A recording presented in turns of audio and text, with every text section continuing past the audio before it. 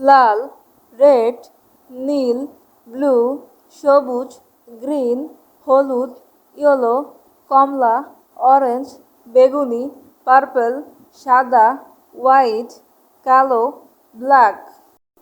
এই ৮টা রঙের মধ্যে বেসিক রং ৩টা: লাল, সবুজ, নীল। Red, green, blue.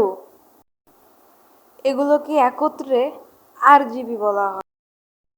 রঙের ইংরেজি মিনিং হচ্ছে কালার। অনেকগুলো রং থাকলে আমরা বলবো ম্যানি কালার্স। গাঢ় রং হলে লিখব ডিপ কালার, হালকা রং হলে লিখব লাইট কালার।